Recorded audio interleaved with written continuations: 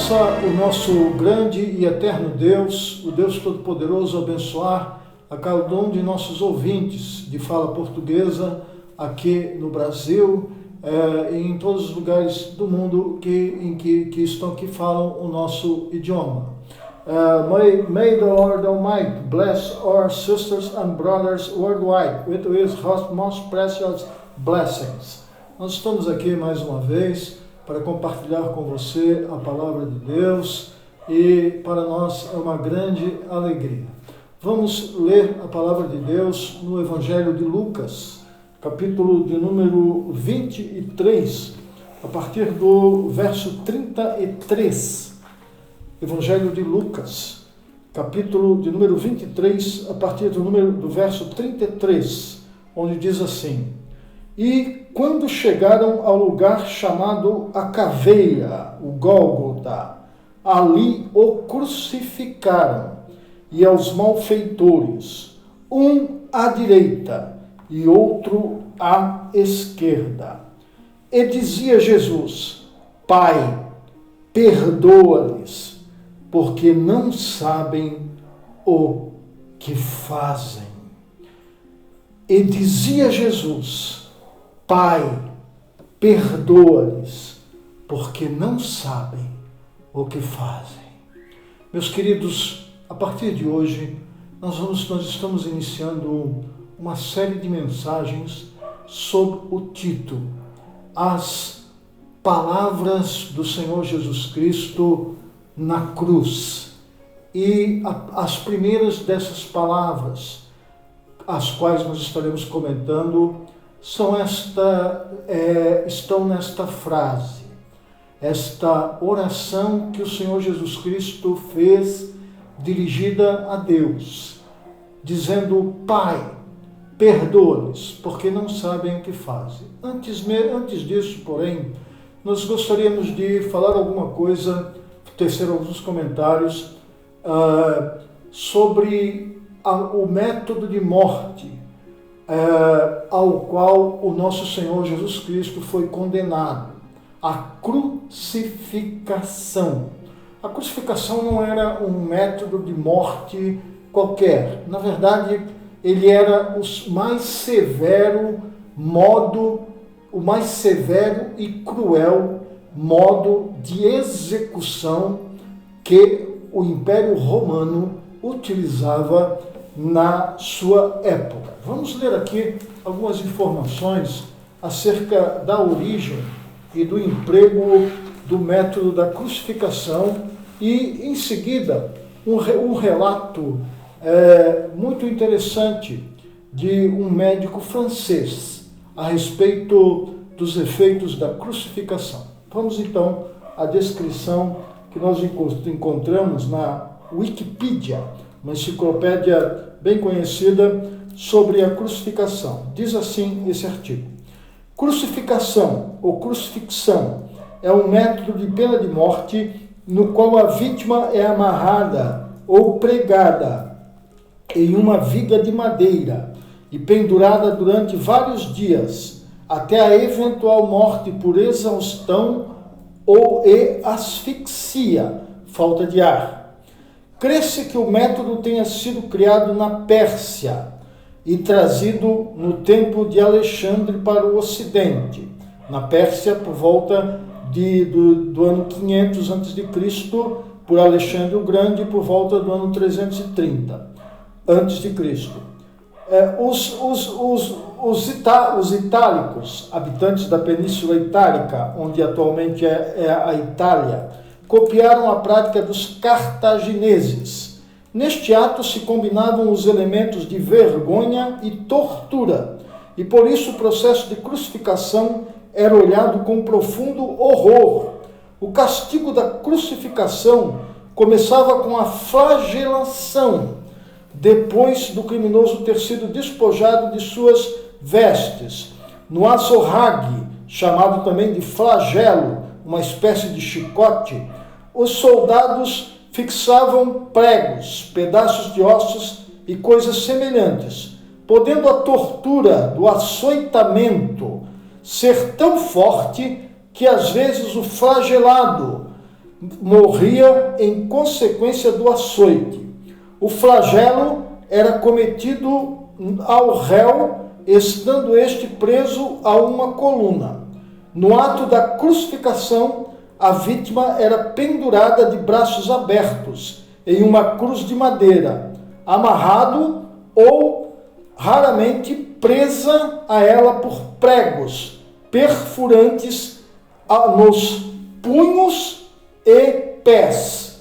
O peso das pernas sobrecarregava a musculatura abdominal, que, cansada, tornava-se incapaz de manter a respiração, levando à morte por asfixia.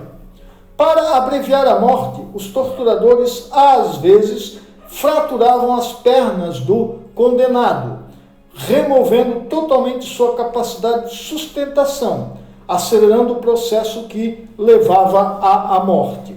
Mas era mais comum a colocação de bancos no crucifixo, que foi erroneamente interpretado como um pedestal. Essa prática fazia com que a vítima vivesse por mais tempo. Nos momentos que precedem a morte, falar ou gritar exigia um enorme esforço. O termo vem do latim crucifixio, fixar a uma cruz, do prefixo cruci, de crux, verbo figere. Muito bem, continuando aqui. Procedimento da crucificação. A crucificação era tipicamente conduzida por equipes especializadas, formadas por um comandante, centurião, comandante de 100, e seus soldados. Primeiro, o condenado era despido, deixado completamente nu e flagelado. Isto causaria à pessoa uma grande hemorragia, perda de sangue, e próximo de um choque. O condenado tinha usualmente de carregar a travessa da cruz, chamada de patibulum, em latim, ao local da execução, mas não necessariamente a cruz inteira. Isso porque a cruz inteira, ela pesaria cerca de 150 quilos. Então, o condenado carregaria apenas a parte horizontal, chamada de patibulum. A parte horizontal, chamada de patibulum, que pesava cerca de 50 quilos. Por ter havido variações consideráveis, durante a caminhada da morte, o prisioneiro, provavelmente ainda nu após a flagelação, caminharia pelas ruas abarrotadas de pessoas, carregando títulos, uma placa indicando o nome do prisioneiro e seu crime. Ao chegar ao local da execução, escolhido por ser um local público, o condenado era despido de qualquer roupa restante e então pregado à cruz nu. Se a crucificação ocorria em um local definido como local de crucificação, a viga vertical, chamada stipes, poderia estar fixa permanentemente ao chão. Neste caso, primeiramente os pulsos do condenado seriam pregados no patíbulo, a parte horizontal. E então ele ou ela seria erguido do chão com cordas para ser dependurado no patíbulo elevado, enquanto ele seria amarrado ao stipes, a parte vertical, que já estaria no local. Em seguida, os pés e tornozelos eram pregados na viga vertical. Os pregos eram pontas de ferro cônicas, de 12 a 17 centímetros, com uma cabeça quadrada de 7 centímetros. O título também seria amarrado à cruz, para indicar aos espectadores o nome da pessoa e seu crime. Nós nos lembramos que o título que foi dado ao Senhor Jesus, que por ordem de Pilatos, foi Jesus Nazareno, Rei dos Judeus. E foi contestado pelos líderes judaicos, que chegaram e disseram assim: não digas que ele é o Rei dos Judeus, mas que ele disse. E Pilatos, então, fez aquela célebre afirmação: o que escrevi, escrevi. Vemos aqui, então, relatos históricos de como se dava a crucificação. Agora, vamos ver uma descrição dos sofrimentos de Cristo, conforme nos trazidos por um médico francês. Diz assim este médico, Dr. Barbet, médico francês. Ele escreveu assim: Jesus entrou em agonia no Getsêmani e seu suor tornou-se como gotas de sangue a escorrer pela terra. O único evangelista que relata o fato é o médico, Lucas, e o faz com a precisão de um clínico. O suar sangue, ou hematidrose, é um fenômeno raríssimo. É produzido em condições excepcionais. Para provocá-lo, é necessário uma fraqueza física acompanhada de um abatimento moral violento, causada por uma profunda emoção, por um grande medo. O terror, o susto, a angústia terrível de sentir-se carregando todos os pecados dos homens devem ter esmagado Jesus. Tal tensão extrema produz o rompimento das finíssimas veias capilares que estão sobre as glândulas sudoríparas. O sangue se mistura ao suor e se concentra sobre a pele e então escorre por todo o corpo até a terra. A flagelação e a coroa de espinhos. Lucas 23, 1,25, João 19, 1,17. Conhecemos a farsa do processo preparado pelo Sinédrio hebraico, o envio de Jesus a Pilatos e o desempate entre o procurador romano e Herodes. Pilatos cede e então condena a flagelação de Jesus. Os soldados desposam Jesus e o prendem pelo pulso a uma coluna do pátio. A flagelação se efetua com tiras de couro múltiplas, sobre as quais são fixadas bolinhas de chumbo e de pequenos ossos. Os carrascos devem ter sido 2, um de cada lado, diferentes estaturas. Golpeiam com chibatadas a pele, já alterada por milhões de microscópicas hemorragias do suor de sangue. A pele se dilacera e se rompe. O sangue espirra. A cada golpe,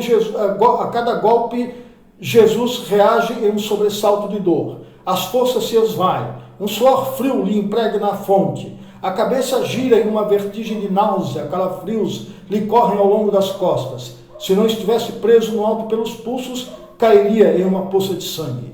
Depois, o escárnio da coração. Com longos espinhos mais duros que os de acácia, os algozes entrelaçam uma espécie de capacete e o aplicam sobre a cabeça de Jesus. Os espinhos penetram no couro cabeludo, fazendo-o sangrar. Os cirurgiões sabem o quanto sangra o couro cabeludo. A caminhada até o Calvário, Lucas 23, 26 a 32. Pilatos, depois de ter mostrado aquele homem dilacerado para a multidão feroz, o entrega para ser crucificado. Colocam sobre os ombros de Jesus o grande braço horizontal da cruz. Pesam 50 quilos. A estaca vertical já está plantada sobre o Calvário. Jesus caminha com os pés descalços pelas ruas de terreno irregular, cheias de pedregulhos. Os soldados o puxam com as cordas. O percurso é de cerca de 600 metros. Jesus, fatigado, arrasta um pé após o outro. Frequentemente cai sobre os joelhos. E os ombros de Jesus estão cobertos de chagas, feridas. Quando ele cai por terra, a viga lhe escapa, escorrega e lhe esfola o dorso. Finalmente, para ganhar tempo, os soldados escolhem os homens da multidão. Simão, que vinha do campo, um homem negro, puseram-lhe a estaca sobre suas costas, para que a levasse após Jesus. A crucificação. Lucas 23, 33, 49, João 19, 18, 37. Sobre o Calvário tem início a crucificação. Os carrascos tiram de Jesus, o condenado, toda a roupa, mas sua túnica está colada nas feridas e tirá-la produz uma tremenda dor. Quem já tirou uma atadura de gaze de uma grande ferida percebe do que se trata. Cada fio de tecido adere à carne viva. Ao levarem a túnica, se laceram as terminações nervosas postas em descoberto pelas feridas. Os carrascos dão um puxão violento. Há um risco de toda aquela dor provocar um desmaio, mas ainda não é o fim. O sangue começa a escorrer. Jesus é deitado de costas. As suas feridas se incrustam, se revestem de feridas, de pó e pedregulhos. Depositam-no sobre o braço horizontal da cruz. Os algozes tomam as medidas. Com uma broca é feito um furo de madeira para facilitar a penetração dos pregos. Os carrascos pegam um prego, um longo prego pontudo e quadrado, apoiam-no sobre o pulso de Jesus com um golpe certeiro de martelo, o plantam e o rebatem sobre a madeira. Jesus deve ter contraído o rosto assustadoramente. O nervo mediano foi lesado. Pode-se imaginar aquilo que Jesus deve ter provado. uma dor lancinante, agudíssima, que se difundiu pelos dedos, espalhou-se pelos ombros, atingindo o cérebro. A dor mais insuportável que um homem pode provar, ou seja, aquela produzida pela lesão dos grandes troncos nervosos, provoca uma síncope e faz perder a consciência. Em Jesus não. O nervo é destruído só em parte. A lesão do tronco nervoso permanece em contato com o prego. Quando o corpo for suspenso na cruz, o nervo se esticará fortemente como uma corda de violino esticada sobre a cravelha. A cada solavanco, a cada movimento, vibrará, despertando dores dilacerantes, um suplício que durará horas. O carrasco e seu ajudante empunham a extremidade da trava, elevam Jesus, colocando-o primeiro sentado e depois em pé, consequentemente fazendo-o tombar para trás. O encostam na estaca vertical. Depois rapidamente encaixam o braço horizontal da cruz sobre a estaca vertical. Os ombros da vítima esfregam dolorosamente sobre a madeira áspera. As pontas cortantes da grande coroa de espinhos penetram o crânio. A cabeça de Jesus inclina-se para a frente, uma vez que o diâmetro da coroa o impede de apoiar-se na madeira. Cada vez que Jesus levanta a cabeça, recomeçam as pontadas agudas de dor. Pregam-lhe os pés, as horas na cruz. Jesus tem sede. Não bebeu desde a tarde anterior. Seu corpo é uma máscara de sangue. A boca está semi-aberta e o lábio inferior começa a pender. A garganta seca, lhe queima, mas ele não pode engolir. Tem sede. Um soldado lhe estende sobre a ponta de uma vara uma esponja embebida ácida em uso entre os militares. Tudo aquilo é uma tortura atroz. Um estranho fenômeno se produz no corpo de Jesus. Os músculos dos braços se enrijecem em uma contração que vai se acentuando. Os músculos deltoides, os bíceps esticados e levantados, os dedos se curvam. É como acontece a alguém ferido de tétano. E isto que os médicos chamam de tetania, quando os sintomas se generalizam. Os músculos do abdômen se enrijecem em ondas imóveis. Em seguida, aqueles entre as costelas, os músculos do pescoço e os respiratórios. A respiração se faz pouco a pouco mais curta. O ar entra com um sibilo, mas não consegue mais sair. Jesus respira com o ápice dos pulmões. Tem sede de ar, como um asmático em plena crise. Seu rosto pálido, pouco a pouco, se torna vermelho. Depois se transforma num violeta púrpureo e, enfim, em cianítico. Jesus é envolvido pela asfixia. Os pulmões cheios de ar não podem mais esvaziar-se. A fonte está impregnada de suor. Os olhos saem fora de órbita. Mas o que acontece? Lentamente, com um esforço sobre-humano, Jesus toma um ponto de apoio sobre o prego dos pés. Esforça-se a pequenos golpes. Se eleva, aliviando a tração dos braços. Os músculos do tórax se distendem. A respiração torna-se mais ampla e profunda. Os pulmões se esvaziam e o rosto recupera a palidez inicial. Por que este esforço? Porque Jesus quer falar. Pai, perdoa-lhes. Não sabe porque não sabem o que fazem. Logo em seguida, o corpo começa a afrouxar-se de novo e a asfixia recomeça. Foram transmitidas 7 frases pronunciadas por ele na cruz. Cada vez que quer falar, deverá elevar-se, tendo como apoio o prego nos pés. Que tortura! Atraídas pelo sangue que escorre e pelo coagulado, enxames de moscas unem ao redor do seu corpo, mas ele não pode enxutá-las.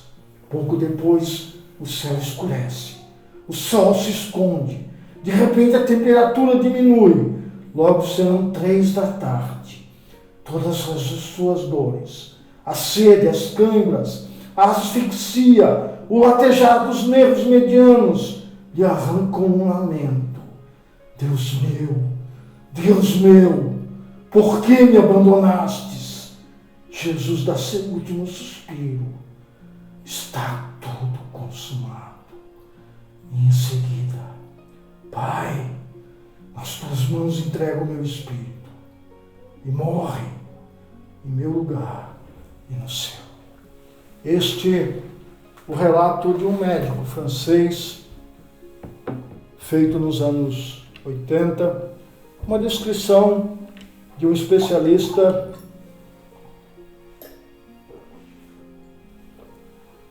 das agonias que eram sofridas normalmente pelos crucificados, não só no ato da crucificação, não só, seria mais do que suficiente, mas também na flagelação, todo aquele processo doloroso. Agora, meus queridos, uma questão muito interessante. O Senhor Jesus, logicamente, ele não foi o primeiro a ser crucificado. Na verdade, como nós já relatamos aqui com base na Wikipedia, a crucificação já havia feito milhares de vítimas. Ela foi praticada pelo grande Império Persa, pelo Império Grego, e mesmo no Império Romano, cerca de 70 anos antes de Cristo, cerca de 6.000 revoltosos, liderados por Espartacos, numa revolta conhecida como a Grande Revolta dos Escravos, liderados por Espartacos. Cerca de 6.000 deles, depois de terem perdido a última batalha, eles foram crucificados na entrada de Roma para servir de exemplo. 6.000 cruzes foram colocadas ali. Então o Senhor Jesus não foi o único crucificado. E mesmo ali naquele momento haviam 2 outros bandidos, 2 outros salteadores. Alguns chamam de ladrões, mas não é isso que eles eram salteadores, que, como nós vamos ver a seguir, nas pregações a seguir, não eram simples ladrões, eram mais do que isso. Mas a grande diferença é que todas as milhares de pessoas, tanto homens quanto mulheres crucificados, eles não tiveram alternativa. Eles foram ali porque foram pegos, eles foram presos e foram obrigados. Mas o Senhor Jesus Cristo, ele não foi ali porque alguém o obrigou. Ele foi ali porque ele escolheu ir ali. Você pode ver isso, se você tiver curiosidade, lendo a sua Bíblia. No Evangelho de João, você vê o Senhor Jesus dizendo essas palavras. Ele disse assim: por isso o Pai me ama, porque dou a minha vida para tornar a tomá-la. Ninguém a tira de mim, mas eu de mim mesmo a dou. Eu tenho poder para dar e para tornar a tomá-la. Esse mandamento recebi de meu Pai. O Senhor Jesus Cristo falou isso conforme está registrado no Evangelho de João, capítulo 10. E numa outra passagem da Escritura, em Mateus capítulo 26, verso 65, o apóstolo, justamente quando vão prender a Jesus, o apóstolo Pedro tira uma espada e Jesus manda que ele guarde aquela espada. E ele diz: olha, você não sabe que eu poderia pedir agora e meu Pai mandaria mais de 12 legiões de anjos para me livrarem dessa hora. Olha, meu querido, para você ter uma ideia, anjo na Bíblia não tem nada a ver com essas figuras que pintores efeminados da Idade Média fizeram, de seres parecendo crianças, com asinhas, não. Anjos na Bíblia, em primeiro lugar, que eles não aparecem com asas. Quem aparece na Bíblia com asas são os querubins, que são outro tipo de ser celestial. Anjos na Bíblia são seres que aparecem na Bíblia mais altos e fortes do que homens, e um só deles, segundo o relato bíblico, matou 185.000 soldados do império mais poderoso daquela época, o Império Assírio. Então veja bem, Jesus poderia ter orado, e Deus mandaria mais de 12 legiões. Uma legião correspondia a 6.000 soldados, ou seja, mais de 70.000 anjos poderosíssimos. Então, irmãos, ninguém tirou a vida de Jesus. Ele a deu. E por que ele a deu, meu querido? Ele a deu por mim e por você. Ele a deu por mim, por você. Por quê? Para pagar a nossa dívida, a minha e a sua dívida. Muito bem, meus queridos. Então, por que o Senhor Jesus entregou a sua vida se ninguém a tirou?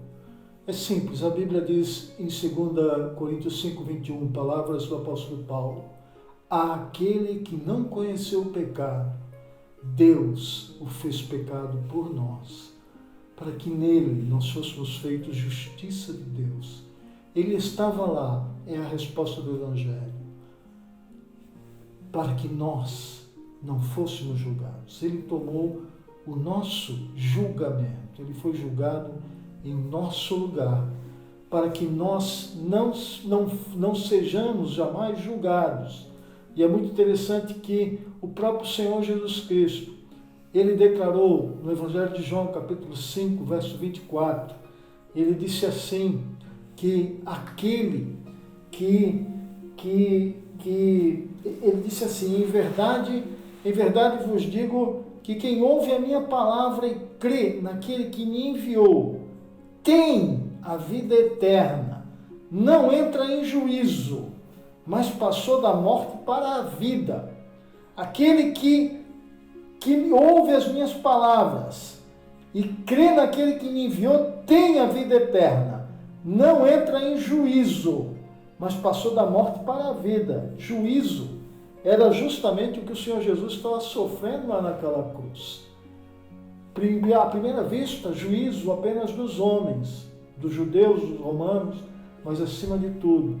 E essa foi a dor mais cruciante que o Senhor Jesus Cristo levou naquela cruz. Não foi toda essa dor que o médico descreveu, mas foi a dor de estar separado do Pai Celestial, carregando todo o pecado da humanidade, o meu e o seu pecado. Pecado de milhares de mulheres que abortam, que assassinam criancinhas no seu ventre. Dor de todos aqueles assassinatos cruéis do Holocausto nazista. Então, essa foi a principal dor que o Senhor Jesus Cristo levou. E por quê? Ele estava sofrendo o juízo. Juízo em meu e seu lugar. Em Hebreus, capítulo 9, verso 27, é uma declaração da qual nenhum ser humano escapa por si só. Diz assim, porque assim como aos homens está ordenado morrer uma vez só, vindo depois disto o juízo. Porque assim como aos homens está ordenado morrerem uma vez só, vindo depois disso o juízo. O juízo. E eu tive o cuidado de olhar no Novo Testamento grego, e a palavra juízo, que está escrito ali, é a palavra crisis. E esta palavra é a mesma palavra empregada pelo Senhor, empregada aqui em João capítulo 5, 24, quando o Senhor Jesus diz, aquele que crê em mim não entra em juízo. É a mesma palavra, crisis. Isso significa o seguinte, para você que não conhece a palavra de Deus, a Bíblia revela que após a morte, aqueles que não conheceram o Evangelho, após a morte, haverão duas ressurreições. Uma ressurreição chamada a primeira ressurreição. Essa primeira ressurreição, ela será para os justos, ou aqueles que receberam a Jesus como seu Senhor e Salvador, direto ou indiretamente, creram, receberam a justiça de Deus. Esses que não entraram, esses receberam a justiça do Senhor e eles não passarão por um julgamento. Mas existirá uma segunda ressurreição. Essa ressurreição para o juízo.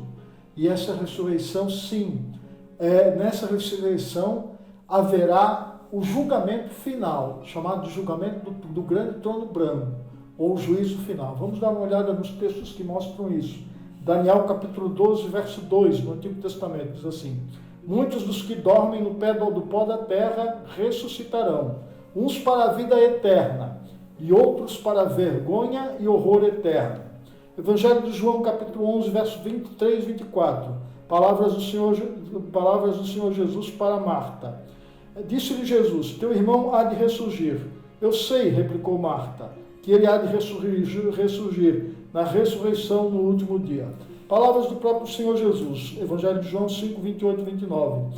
Porque vem a hora em que todos os que se acham nos túmulos ouvirão a sua voz e sairão, os que tiverem feito o bem para a ressurreição da vida, e os que tiverem praticado o mal para a ressurreição do juízo. Agora, palavras ditas pelo apóstolo Paulo em 1 Tessalonicenses capítulo 4, verso 16, dizendo assim, aqui a ressurreição dos justos.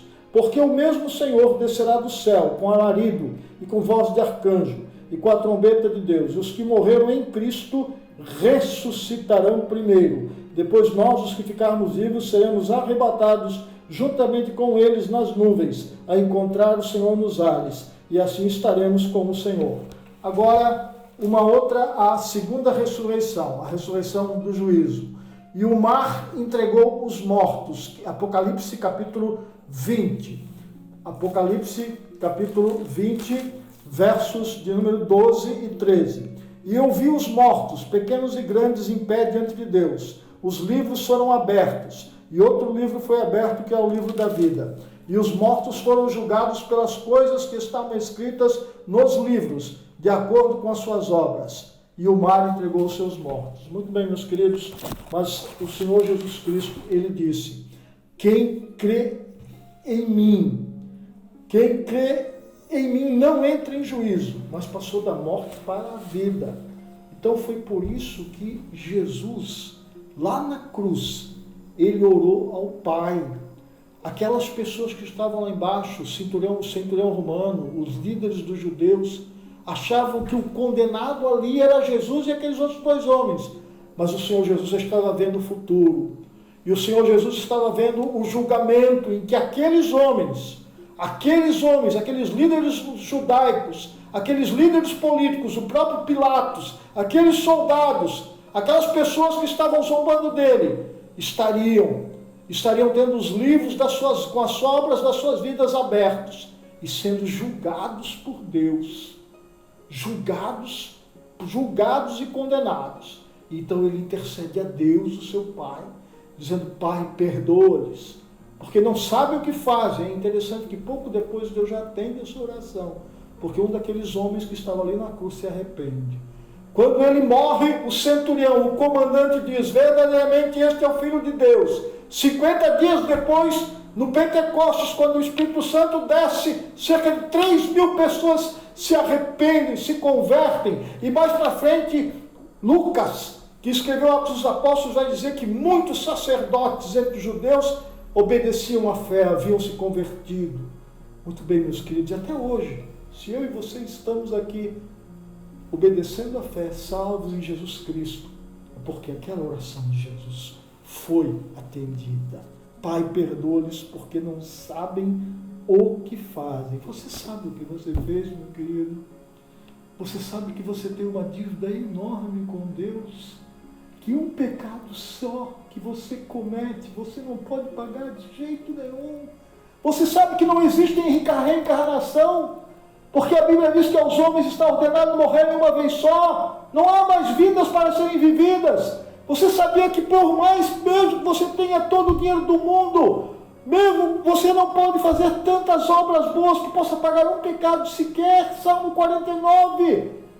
Nenhum pecado, nem toda obra boa que alguém faça não pode pagar. Efésios 2, pela graça sois salvos, isso não vem de vós, é dom de Deus, não vem das obras.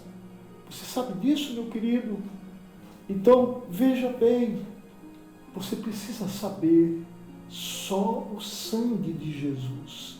1 de Pedro capítulo 1, verso 18, 19, não foi mediante o sangue, coisas corruptíveis como prata ou ouro que fostes comprados do fútil procedimento que vossos pais nos legaram, mas pelo precioso sangue como de cordeiro sem mácula, o sangue de Cristo, conhecido com efeito antes da fundação do mundo.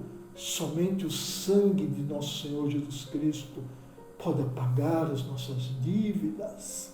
Muito bem, meu querido, essas palavras do Senhor Jesus Cristo foram palavras tremendas, e a boa notícia é essa, que Ele fez. Pai, perdoa-os porque eles não sabem o que fazem. Você, meu querido, aqui em Santa Catarina, no Amazonas, no México, em Nova York, na Europa, na França, você precisa saber. Ele estava naquela cruz em seu lugar. Ele sofreu todos aqueles açoites, toda aquela vergonha de percorrer aquela rua, aqueles 600 metros, subir aquele morro nu, sangrando, ficar aquelas 6 horas na cruz. Foi por sua causa e por minha causa. Porque, segundo o apóstolo Pedro, na sua carta, primeira carta, capítulo 2, verso 24, ele carregou, ele mesmo, em seu corpo, no madeiro, os nossos pecados. Foi por mim e foi por você, para que nós não sejamos julgados. Porque ele fez a paz com Deus. Porque ele pagou o preço por seu sangue.